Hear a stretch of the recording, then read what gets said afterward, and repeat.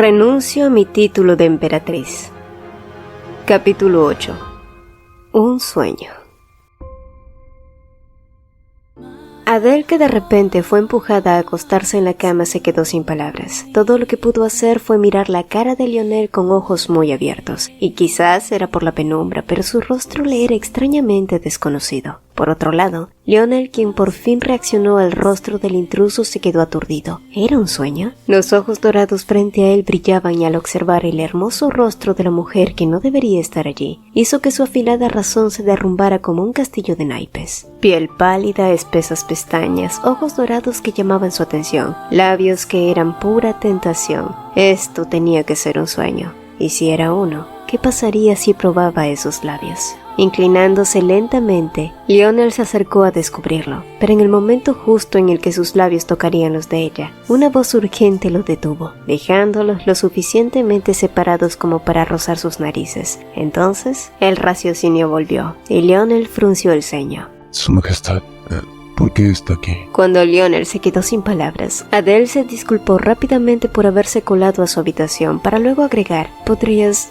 dejarme ir? Solo entonces él se dio cuenta que seguía sosteniendo a Adele contra la cama y que él seguía encima de ella. Casi jadeando, él retrocedió y se alejó. Adele se levantó y sacudió la cabeza para quitarse los pensamientos extraños y entonces respondió a su pregunta. Vine por tu ayuda. Alguien intentó asesinarme. No obstante, cuando ambos llegaron a la tienda de Adele, mágicamente el cuerpo del asesino ya no se encontraba por ningún lado. Lo único que quedó fue un pequeño rastro de sangre, y al ver la escena, Lionel analizó todo con ojos agudos y pronto concluyó que solo podía haber dos personas que tendrían la osadía para intentar asesinarla. El duque de Spawn era uno de ellos. Pero dado que no era el tipo de hombre que ejecutaba un plan de una manera tan descuidada, y menos ahora cuando todos se movían para destruir las torres en Vieta, la única persona que quedaba entonces era Lennox Poitier. No obstante, sin la evidencia del cuerpo sería difícil interrogarlo en esos momentos. Lionel entonces inclinó la cabeza respetuosamente y se disculpó con Adele con una expresión de culpa, pero ella sacudió la cabeza. Esto no había sido culpa de Lionel. Aún así, él siguió insistiendo que había sido descuidado con su sugerencia y le sugirió revelar que había habido un intento de asesinato. De ese modo, Lennox no podría actuar nuevamente, pero Adele rechazó su oferta firmemente, porque si Lionel hacía eso, entonces el duque de Spawn lo responsabilizaría por lo sucedido y le colocaría nuevos escoltas. Ay, pero Lionel era más obstinado de lo que parecía. Su seguridad es mi prioridad, Su Alteza. Y al ver la preocupación en él, los ojos tenaces de Adele se suavizaron, para luego pedirle que fuera a descansar. Sin embargo, para cuando se quedó a solas de nuevo, los recuerdos de hacía pocos minutos se arrastraron a su mente. En el momento que Lionel la inmovilizó, su respiración se había quedado atascada. Ni siquiera cuando fue atacada por el asesino se había quedado tan sorprendida. ¿Y qué hubiera pasado si no hubiera llamado a Lionel en ese momento? Adele suspiró y cerró los ojos, incluso si hubiera sido un sueño en lo que él pensaba. Le había mirado como si fuera un amante, y de solo pensar en ello, de pronto sintió que el lugar se había vuelto más caliente. Alexa Brunhild era una maga de primera línea quien consideraba que la manera en la que Edgemont respondía a las torres era la peor. Sin embargo, su opinión nunca fue tomada en cuenta en lo más mínimo, pero ella no era el tipo que se rendía fácilmente, no. Así que decidió ser paciente y reunir todo tipo de información para descubrir los motivos ocultos del duque de Spawn. Reunió todo tipo de información de las torres, y en su investigación distinguió quiénes tenían el mismo pensamiento que el duque de Spawn y con quién podía compartir sus observaciones e ideas afines. Pero ahora, ¿cómo podía usar la información que había reunido? Y mientras Alexa pensaba en ello, notó cómo la guardia alrededor de la emperatriz se reforzaba y una idea feroz brilló en su mente. ¿Podría ser la emperatriz la persona que tanto había esperado? Si era así, Alexa Brunhild tenía toda la intención de dedicarle todo a la emperatriz. Al día siguiente, en otro lugar, el mal humor del duque de Spawn se calmó al ver el mapa frente a él. Puntos marcados de negro y rojo estaban dispersos de manera desordenada. Los puntos negros eran donde las torres se encontraban y los rojos, donde éstas se asentarían. Y cuando ese día llegara, Edgemont se convertiría en el primer país donde la magia podría usarse deliberadamente en cualquier momento y en cualquier lugar. Las torres podían ser fuerzas misteriosas, pero si las estudiaba bien, incluso estas seguían ciertos patrones de conducta y gracias a eso, el duque ajustó sus posiciones para que todo fuera de acuerdo a su plan. Esa fue la razón por la que ignoró las peticiones del conde Calvin y se decidió a acudir a ayudar a Vieta. ¿Por qué? Porque si una torre se asentaba allí en Vieta, entonces otra más podría asentarse en sus tierras. Pero si era destruida a tiempo, la siguiente torre de nivel 1 caería justo en la capital. Y al notarlo, los ojos del duque brillaron insidiosamente. Cielos rojos y una catástrofe abrumadora se desplegó sobre los cielos de Vieta. Un reguero de cadáveres, camaradas clamando en agonía. De nada sirvió que el marqués de Vieta saliera a animar a sus hombres para mantener arriba su espíritu de lucha cuando una enorme bestia alada rugió en el aire. Era el demonio más aterrador que podría salir de una torre, porque entonces significaba que todo Vieta estaba perdida. El clamor se mezcló con los gritos de desesperación. El marqués gritó que todos se retiraran con la premonición de que este sería el final, pero entonces todos los sonidos se desvanecieron. Su visión se volvió borrosa como si lo sumergieran en el agua y un grito desgarrador emergió. Un sonido inusual, una escena increíble. La bestia alada con las alas quebradas cayó al suelo ocasionando un fuerte temblor, y cuando el marqués recuperó parte de sus sentidos, el repiqueteo de cascos pudo escucharse, y el alma pareció volver a su cuerpo. Frente a él, una mujer pequeña con increíbles ojos dorados lo miraban con seguridad mientras le preguntaba: ¿Es usted el marqués de Vieta? Mi nombre es Adelaida Edgemont, y estamos aquí para ayudarlos. Fue como ver a un ángel en medio del infierno. A pesar de que la batalla había comenzado desde hacía mucho, los magos permanecieron inmóviles, incluso cuando veían a la misma emperatriz ayudar a los caballeros. Adel, que no pudo soportar más, corrió hacia el duque y ordenó que se moviera, pero este ni siquiera se mostró presto a ayudar. Era ridículo. Fue entonces que Adel finalmente explotó y derramó sus feroces críticas. Su estallido también encendió el fastidio del duque, pero Adel lo ignoró mientras se giraba y saltaba de su caballo, y tras dar una orden a los caballeros para que la cubrieran, ella respiró hondo y dejó que su flujo de maná se dispersara por su cuerpo. Adel sabía que era un movimiento intrépido, pero si no hacía nada, todo el mundo moriría. El aire a su alrededor se volvió espeso y visible, y como el agua que se drena, el maná de Adel fue succionado por la tierra a través de su espada incrustada en el suelo. La magia penetró en la tierra amplificándose, inmovilizando a las bestias y demonios, atados al suelo por el poder mágico, y momentáneamente sorprendidos por la increíble habilidad de esa mujer. Rápidamente Lionel ordenó a todos sus hombres aprovechar ese momento para atacar.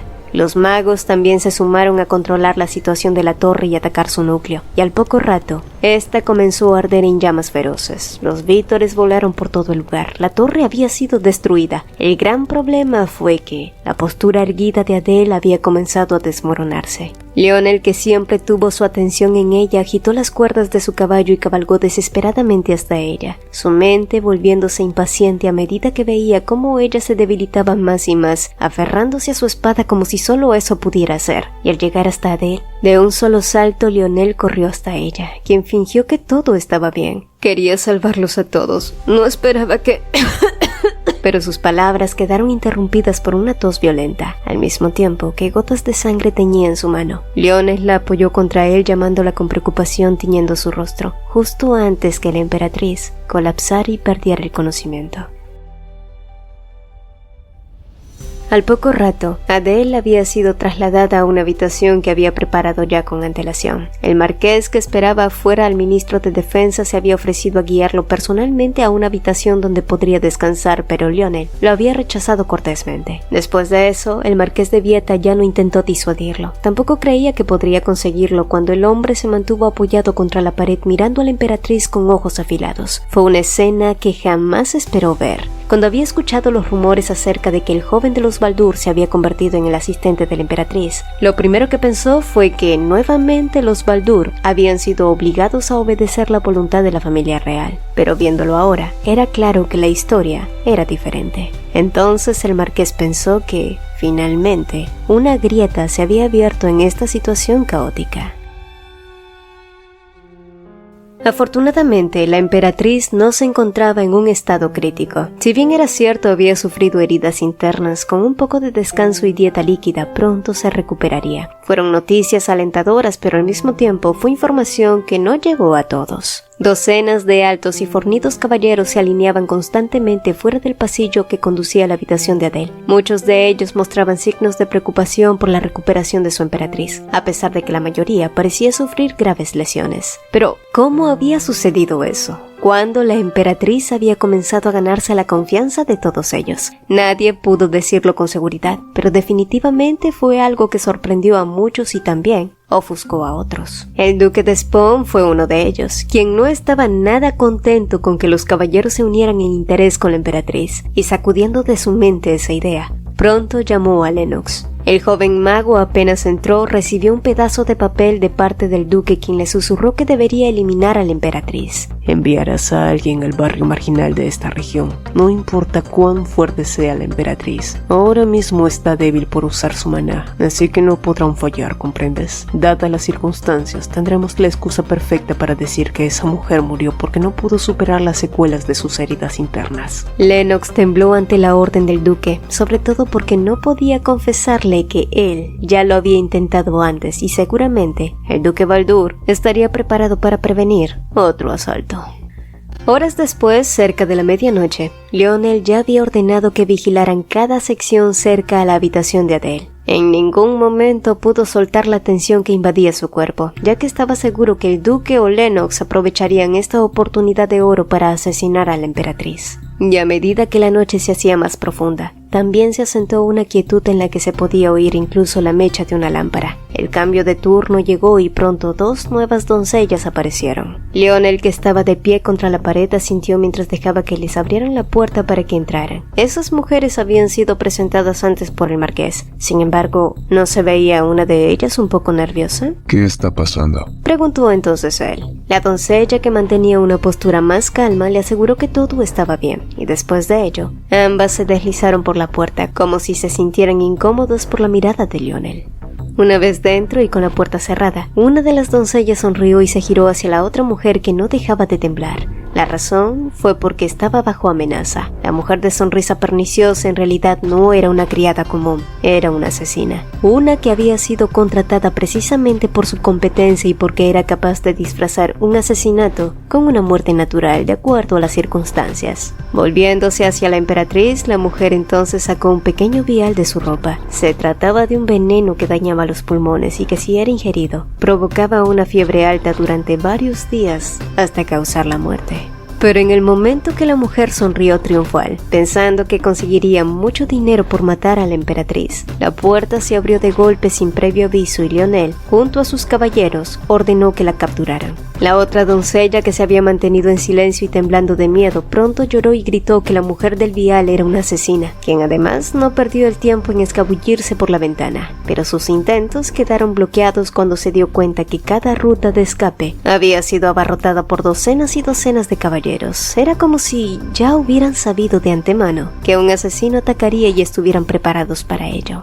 Definitivamente no había forma de escapar. La mujer lo supo cuando Lionel Baldur la amenazó con hablar, y sabiendo que si lo hacía, la muerte sería mucho mejor que la tortura, pronto hizo rodar el veneno escondido debajo de su lengua y lo masticó con fuerza. Fue cuestión de segundos para que el veneno hiciera efecto, mientras Lionel maldecía y el cuerpo de la mujer se quedaba laxo.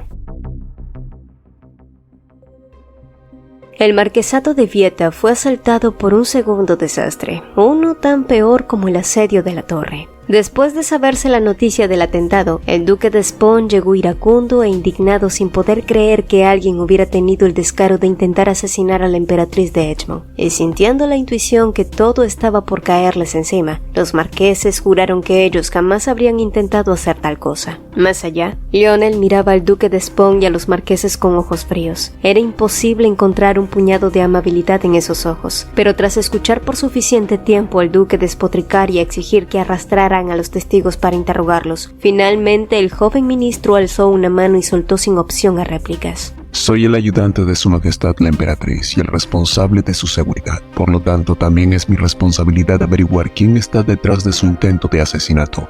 Los ojos del duque se inyectaron de sangre como si ardieran en llamas. Sin embargo, no hubo nada que hacer cuando Lionel se giró y dio las órdenes pertinentes. Pero, ¿cómo pudo Lionel Baldur prevenir esta situación? ¿Cómo supo que la emperatriz sería atacada? Esto solo era posible si hubiera habido un atentado similar antes de este, y fue por eso que horas después, el duque de Spong mandó a llamar a Lennox y lo interrogó. Naturalmente, el joven mago jamás confesaría que había actuado de forma imprudente, pero más sabe el diablo por viejo que por diablo, ¿no es así? La actitud del chico le fue evidente en esos momentos, por lo que no dudó en dejarle las cosas en claro esta vez. Recuérdalo, Lennox. En el momento que antepongas las órdenes de tu hermana antes que las mías, lo tomaré como traición. Yo no trabajo junto con traidores. Ante sus palabras, Lennox no tuvo más remedio que agachar la cabeza y asentir.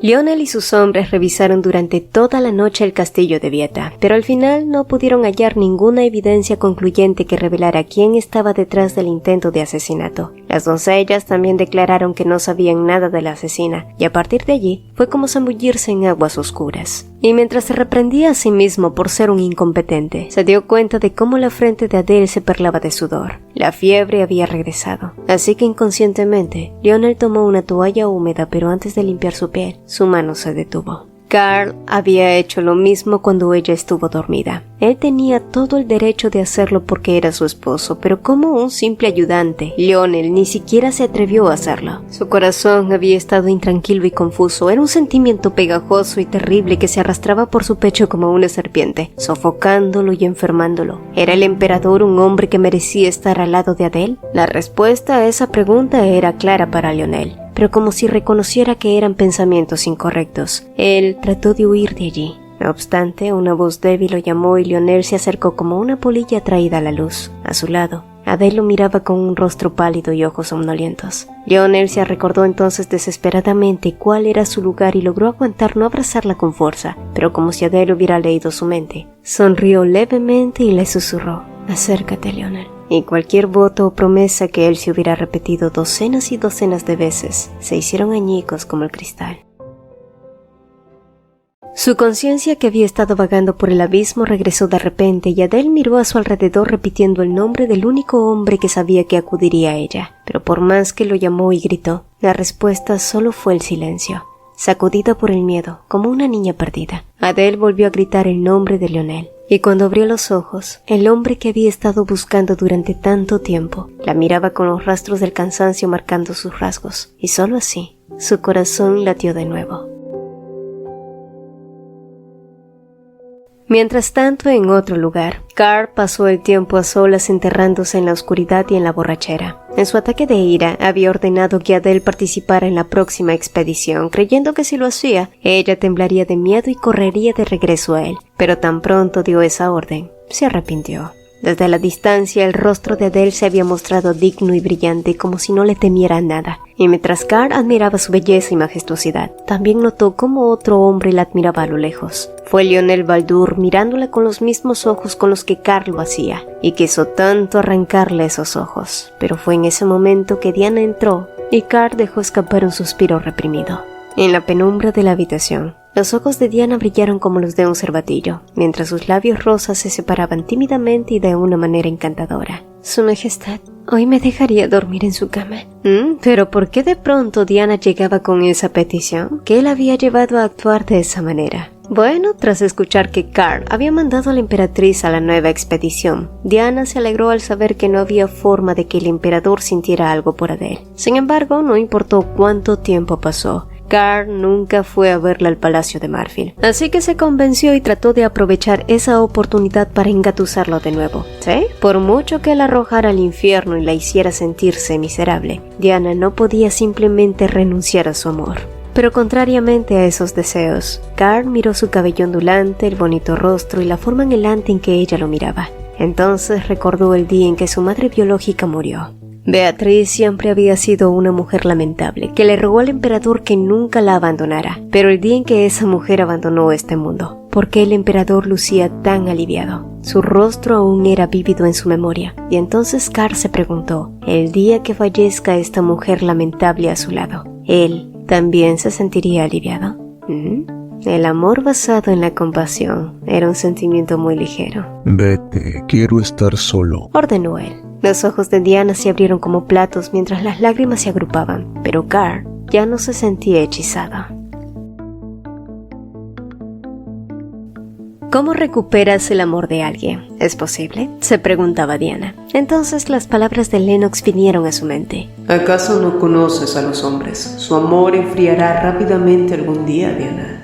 Diana sacó el relicario de su cuello y abrió la tapa. La foto de Beatriz apareció en ella. Un hermoso lirio tan parecido a ella sonreía con tristeza. Una mujer que falleció a los 29 años. Y las palabras flotantes de la señora Jiggs también reverberaron en las cavernas de su mente, nublando su juicio. Y entonces la poca racionalidad que le quedaba se rompió cuando sus ojos se posaron sobre una doncella de cabello dorado que se balanceaba con cada paso, su cuerpo esbelto y ojos azules. La ira creció gradualmente y cuando llegó al palacio de Marfield, le dio una orden sigilosa a Lorraine, su más fiel sirvienta. Ve al palacio imperial y trae el secreto a esa mujer de cabello rubio. Nadie debe saber que la trajiste aquí, ¿comprendes? Poco después, la señora Jiggs, que fue informada por el asistente del emperador sobre la desaparición de la última doncella, se presentó ante Carl. Había sido la señora Jiggs quien se había hecho cargo de proteger a todas esas mujeres de los celos de Diana, así que una a una las envió lejos o las ocultó. Pero estas pobres chicas siguieron siendo contratadas por los nobles, quienes pretendían que el emperador perdiera el interés por su concubina algún día. Y tal como se predijo, ese día había llegado. Respirando hondo, la anciana miró al emperador y con sumo cuidado dejó salir sus palabras. Por favor, Su Alteza, salve a una pobre doncella. Solo usted puede salvar a esa pobre niña. Vine hasta aquí a esta hora pese a mi descortesía, pero se dice que una de sus doncellas desapareció y testigos indican que podría estar encerrada en el sótano del Palacio de Marfield. Pero incluso si esa chiquilla cometió un error, no debería ser castigada de acuerdo a la ley de su corte. Carl guardó silencio ante las palabras de la señora Jiggs, pero tras un breve momento, éste le preguntó si asumiría la responsabilidad si no encontraba a nadie allí. Por supuesto, la mujer mayor asintió con confianza, pero el hecho de que el emperador hubiera decidido ceder a su petición solo podía significar una sola cosa. Él también estaba buscando una excusa para liberarse de su engorrosa amante. Diana, que había estado descargando toda su ira contra la joven mujer, tomó un puñado de su cabello y gruñó. «Pasaste la noche con el emperador, y será mejor que no me mientas». Pero aun cuando la doncella negó y sacudió su cabeza, Diana no la dejó ir, sintiendo cómo su lustroso cabello dorado la enfurecía más. Así que pronto ordenó que le trajeran unas tijeras y el codiciado cabello rubio fue cortado en pedazos. «Ahora es tu cabello, pero lo próximo será tu cuello». Y justo cuando Diana levantó la punta de las tijeras, una de sus doncellas corrió advirtiéndole que el emperador se dirigía a su habitación en esos momentos. Al escucharla, el rostro de Diana se puso pálido y ordenó que se apagaran las luces. Rápidamente corrió al dormitorio ubicado en el sótano del Palacio de Marfield, el cual fue diseñado especialmente para Diana de esa manera, debido a su insomnio. Y mientras ésta simulaba estar dormida y Lorraine se hacía cargo de la mujer, sintió cómo Carl entraba con una lámpara seguido por otros pasos. Al abrir los ojos, Diana se dio cuenta de que se trataba de esa anciana que era como una serpiente, y no pasó mucho para que Carl descubriera el cabello rubio esparcido por mechones en el suelo. Al darse cuenta de que Diana solo había fingido dormir, Carl le preguntó dónde estaba la doncella de su palacio. Por supuesto, las lágrimas y reclamos de Diana no se hicieron esperar. «¿Cómo podría saberlo, Su Majestad? Estuve durmiendo todo el tiempo. ¿Por qué me hace esto? Confía en mí, le estoy diciendo la verdad», dijo ella aferrándose a Carl, quien se deshizo de su agarre. Diana Poitier, te dije una vez que podía concederte mi autoridad. Aún así, también sabía que la has estado ejerciendo en secreto, pero no lo voy a tolerar más. Carl tiró al suelo el cabello que sostenía mientras reflexionaba en sus propios sentimientos. En su momento le había dado el poder de la emperatriz a Diana, sí, movido por la compasión y la culpa, pero ahora estaba convencido que la única persona que podría estar a su lado era Adele. Carl se dio la vuelta sin arrepentimientos, pero fue tan despiadado que Diana ni siquiera pudo pensar en detenerlo mientras se alejaba. Al día siguiente, en el marquesado de Vieta, que había estado alborotado por el intento de asesinato de la emperatriz, fue recuperando gradualmente la estabilidad, y con la asesina muerta, el incidente se convirtió en un problema sin solución. Ante ello, los marqueses se disculparon y agradecieron con rostros llenos de preocupación, ofreciendo a su vez que Adele descansara unos días más en el marquesado, pero al final, esta declinó y se decidió que volvería a la capital. Y aunque no había podido atrapar a los culpables por falta de pruebas, Adele se dio cuenta que obtuvo algo invaluable en esta expedición, y ese fue el favor de los caballeros imperiales. Hombres corpulentos que deambulaban a su alrededor preguntándole si necesitaba algo. Eran como perros grandes moviendo sus colas. Adele, por supuesto, explotó esa oportunidad y sonrió hacia ellos lo suficientemente relajada. Fue una sonrisa que sacudió a todos con asombro. Y unos días después, la gran duquesa de Grant apareció en la puerta de la residencia de los Baldur. El mayordomo, que siempre había sentido un profundo respeto y admiración por Elizabeth, quien en su momento fue la querida anfitriona de la familia, la dejó pasar. Apenas pudo contener las lágrimas al verla de nuevo, tan radiante como siempre, pero no fue el único que se conmovió profundamente con su regreso. Había pasado mucho tiempo desde la última vez que Elizabeth había mirado a través de esos cristales, desde la última vez que había visto esos ojos azul oscuro que una vez conoció también.